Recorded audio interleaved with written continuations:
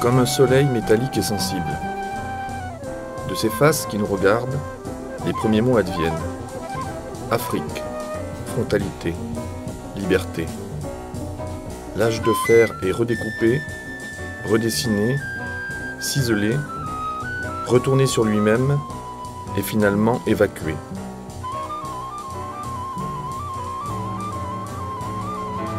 Le métal fit ici rendre à la matière sa présence poétique, sa chair.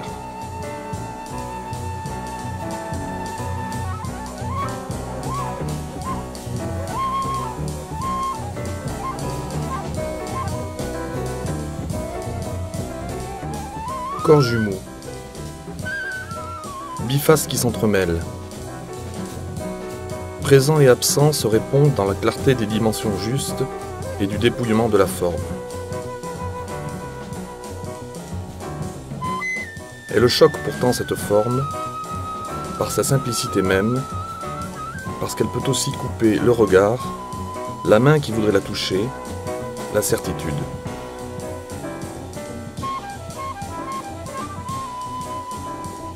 Le métal est plaqué, rouillé et cabossé, sa couleur est choisie volontairement dégradée, patinée, ceci pour une meilleure renaissance de sa nature ignée.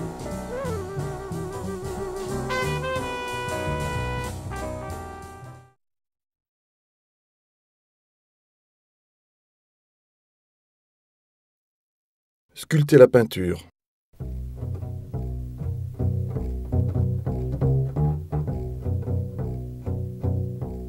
Mettre en couleur le relief, comme dans une grotte ornée.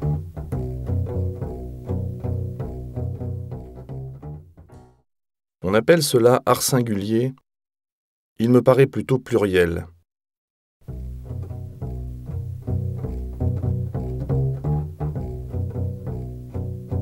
Cette singularité plurielle se déploie dans l'inattendu.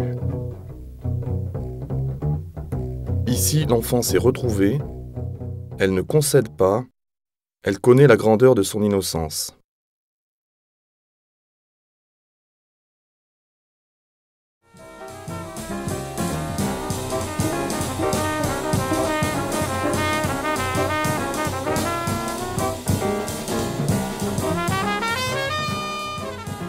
L'artiste et le spectateur peuvent se rencontrer sur une référence égarée. Miro, Pablo, Basquiat, César, mais l'œuvre s'exprime bien d'elle-même. Violence du matériau, des arêtes, des pliures, on peut entendre le bruit du découpage dans l'atelier.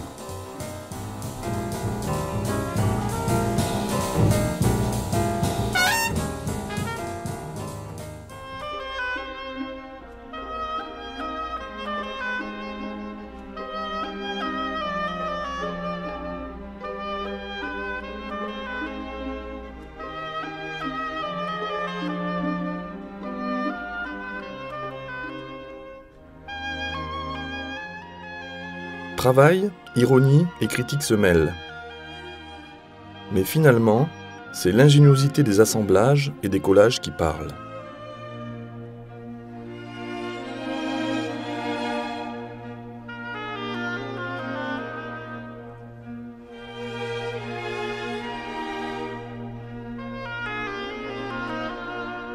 La tenue de l'œuvre se constitue dans la douceur de la forme achevée, et le créateur n'ignore pas d'où elle vient.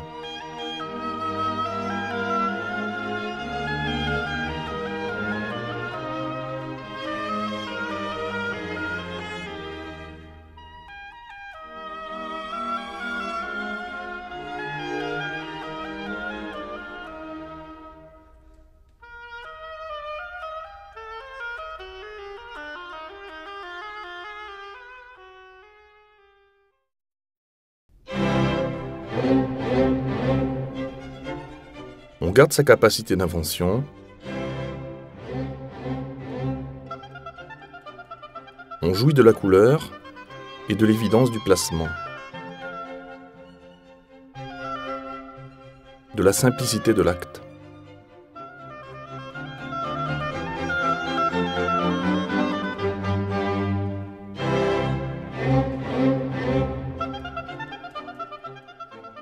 proie au miracle à la fois brut et doux de cette création.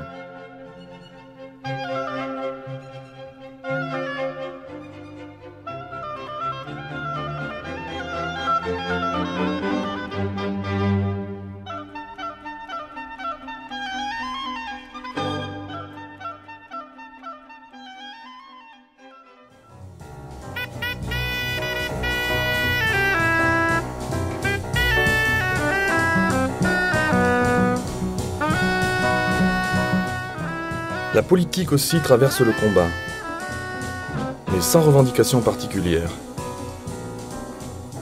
Il s'agit plutôt de repoétiser l'espace des machines, de musicaliser leur bruit, d'avertir avec sang-froid des catastrophes à venir.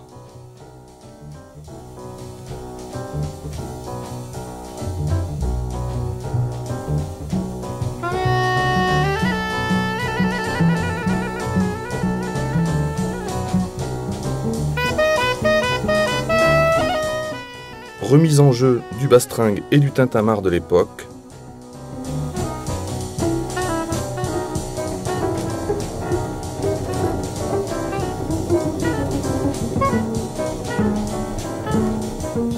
recomposition précise, à portée d'oreille et d'étonnement.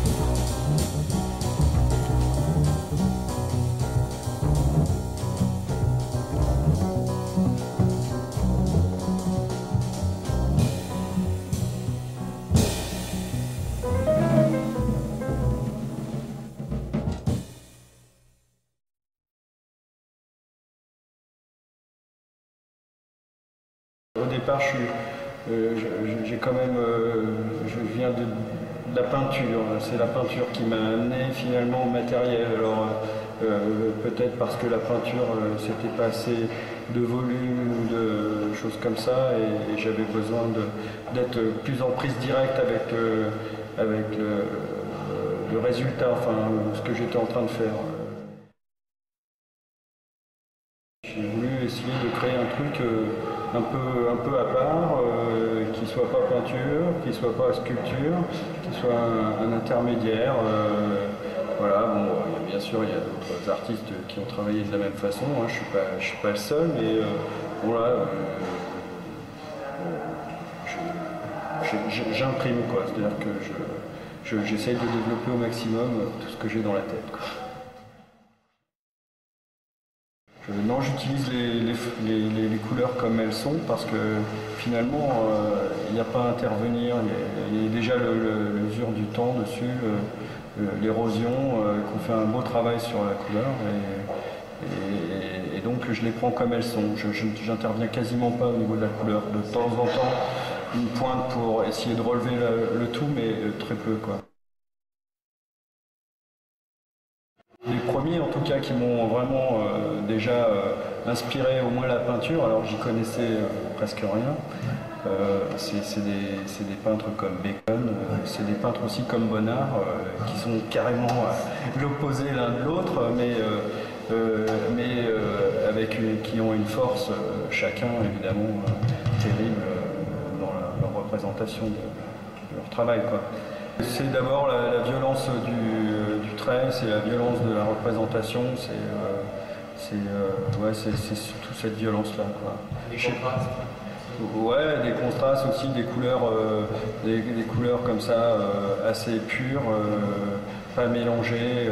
Enfin, je veux dire, c'est déjà presque des aplats de couleurs, mais c'est pas tout à fait ça non plus.